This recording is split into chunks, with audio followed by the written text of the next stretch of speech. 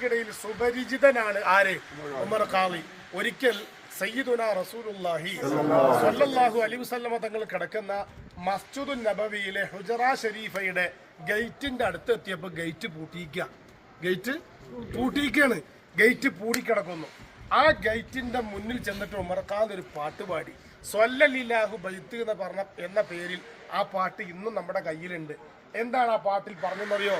യാ അക്റമൽ ഖുറമ അലാ അതാബിക്കും ഉമറുൽ ഫഖീറുൽ മുർതജി ലിജനാബിക്കും.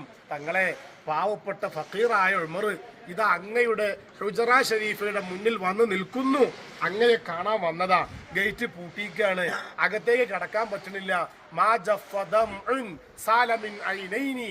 കണ്ണിൽ നിന്ന് കണ്ണുനീരിതാ ഒലിച്ചുകൊണ്ടിരിക്കുന്നു എന്ന് പറഞ്ഞങ്ങ് കരഞ്ഞ് പാട്ട് പാടിയപ്പോൾ ഇരുമ്പിന്റെ ഗേറ്റ് അങ്ങട് പൊട്ടി. ഇരുമ്പിന്റെ ഗേറ്റ് അങ്ങട് ഇതിനൊക്കെ സാക്ഷികളാണ് ഇവിടെയുള്ള ആളുകള്. മനസ്സിലായോ? ഇതൊരു ചില്ലറക്കാരനല്ലാന്ന് ഈ ആൾക്കാർക്ക്, ഇവിടെയുള്ള ആൾക്കാർക്ക് അറിയാം. അതുകൊണ്ടാണ് അദ്ദേഹത്തിന്റെ പേരിൽ റോഡ്. മനസ്സിലാവുണ്ടോ?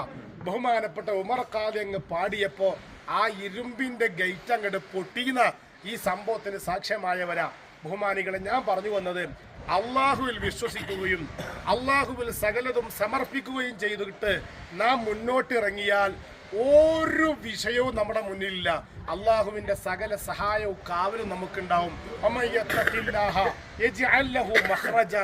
അള്ളാഹുവിനെ ഭയപ്പെട്ട് സൂക്ഷിച്ച് ജീവിച്ചാൽ എല്ലാ വഴികളും അള്ളാഹു തുറന്നു തരും. അതിന് വലിയ പാടാണ് ഉമർ ഖാളിയുടെ ചരിത്രം.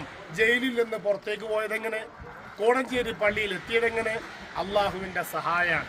അപ്പൊ ഞാൻ പറഞ്ഞു വന്നത്, ഇന്ന് പഞ്ചായത്തിന്റെ പ്രസിഡന്റായി മെമ്പറായ നിസ്കരിക്കാൻ നേരമില്ല, വീട്ടിലേക്ക് വരാൻ നേരമില്ല, മക്കളെ നോക്കാൻ നേരമില്ല, ഒന്നിനും നേരമില്ല. എന്താ പരിപാടി? തിരക്ക.